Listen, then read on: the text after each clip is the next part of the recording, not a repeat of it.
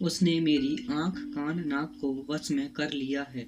वह मेरे जरिए सब कुछ देख और सुन सकता है और अब वह मेरे शरीर में किसी और आत्मा को प्रवेश दिलाना चाहता है। तो फिल्म की शुरुआत होती है एक घबराई हुई लड़की पैट्रिसिया से। वह आधी रात को एक मनोचिकित्सक के क्लिनिक में पहुंचती है और उसका चेहरा एकदम डरा हुआ होता है। आवाज कांपी हुई रहती है और हाव भाव ऐसे जैसे कि वह मानसिक संतुलन खो चुकी हो। लेकिन वह कहती है कि मैं पागल नहीं हूँ, मैं बहुत ही बड़े खतरे में हूँ। एक व्यक्ति कुछ मुझे नियंत्रित करने की कोशिश कर रहा है। उसने मेरी आंखें, कान और नाक पर कब्जा कर लिया है।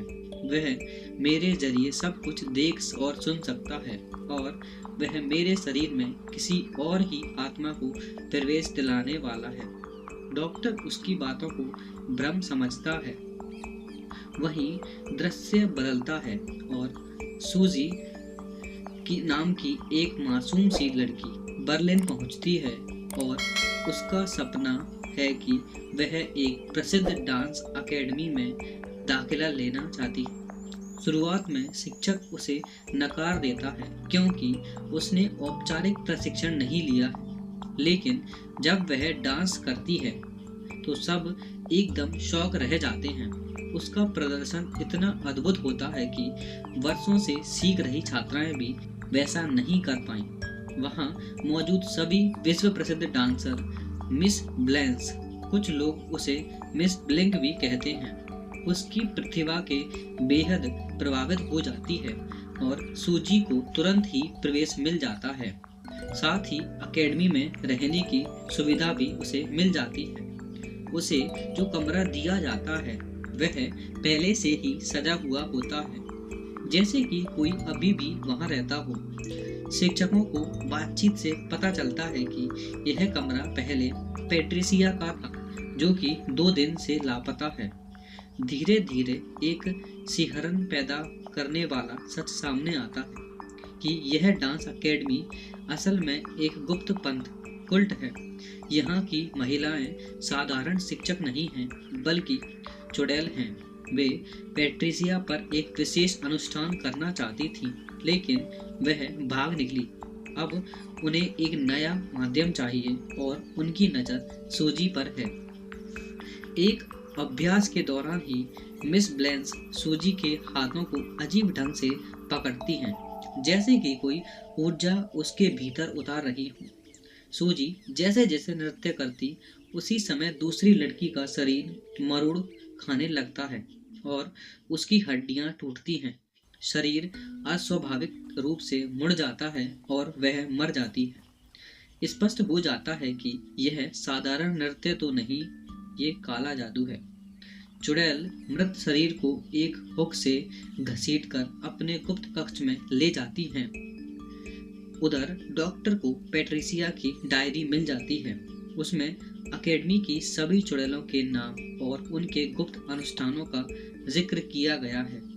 वह पुलिस को सूचना देता है और पुलिस अकेडमी पहुंच जाती है, लेकिन जब लौटकर उन्हें कुछ याद ही नहीं रहता तो चुड़ैलों ने उनकी याददाश्त मिटा दी होती है। डॉक्टर को पता चलता है कि सदियों पहले 3 शक्तिशाली बहनों ने काला जादू सीखा था।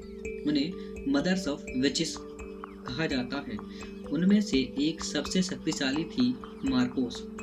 मार्कोस अब बेहद बूढ़ी हो चुकी है। वह अपनी आत्मा एक युवा लड़की के शरीर में स्थानांतरित करना चाहती है। पहले पैट्रिसिया को चुना गया था, अब सूजी को। अकेडमी की छात्रा सारा को शक होता है कि वह गुप्त दरवाजा खोजती है जो तहखाने तक पहुंच जाता है। वहां उसे अनुष्ठान की आवाजें, अजीब सी वस्तुएं और भयावह दृश्य दिखते हैं।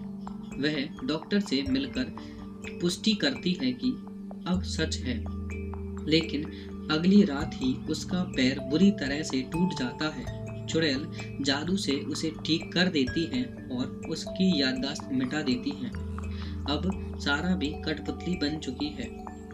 विश्व के सामने प्रस्तुति का दिन आता है और मंच पर नृत्य शुरू होता है, पर वह नृत्य कम और अनुष्ठान अधिक लगता है। सूजी और सारा की आंखों का रंग धीरे धीरे बदलने लगता है। रात होते ही असली अनुष्ठान शुरू होता है। तहखाने में नग्न चुड़ैल, बीच में विकृत और अंधी मैक्रोज, जिसकी आंखों की जगह कैमरा जैसा लेंस लगे हैं। पेट्रिसिया और अन्य लड़कियां बंधी हुई हैं। मार्कोस की आत्मा सूजी में प्रवेश करने वाली है। मिस ब्लेंच रोकना चाहती हैं। वह सूजी से पूछती हैं, क्या तुम तैयार हो? सूजी शांत स्वर में हाँ कहती है। मार्कोस गुस्से में मिस ब्लेंच पर हमला कर देती है और तभी एक भयावह सत्य कमरे में प्रकट होती है। मृत्यु स्वयं। वह सूजी के आगे झुक जाती है। सभी एक जगह शांत रह जाते हैं। मार्कोस कांपते हुए पूछती है, तुम कौन हो? सूजी मुस्कुराती है, मैं सुस्पेरिया हूँ, एक असली मदर। यही फिल्म का सबसे बड़ा मोड़ है। मार्कोस ने वर्षों तक उसके नाम का दुरुपयोग किया था। अब सुस्पेरिया स्वयं लौट आई है। वह मृत्यु को आदेश देती है और मार्कोस व उसकी समर्थक चुड़ैल एक एक कर नष्ट हो जाती हैं। सुस्पेरिया उन पीड़ित लड़कियों को भी मुक्त कर देती हैं जो यहाँ पर यातना सह रही होती हैं।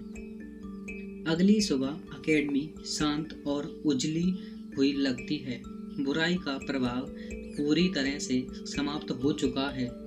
सूजी, जो वास्तव में सुस्पेरिया है, डॉक्टर से मिलती है और वह उसके साथ किए गए छल के लिए क्षमा मांगती है और उसकी पत्नी की यादों से जुड़े दर्द को मिटा देती है। डॉक्टर सब कुछ भूल जाता है और यहीं पर हमारी फिल्म समाप्त हो जाती है। एक डरावनी यात्रा के बाद जहां अच्छाई और अंधकार की असली पहचान सामने आती है। आपको हमारी मूवी कैसी लगी? अगर अच्छी लगी तो सब्सक्राइब करो और कमेंट में ज़रूर लिखना अगर आप ऐसी ही अन्य मूवी चाहते हो। Thank you for watching my videos and subscribe to my channel, like my videos.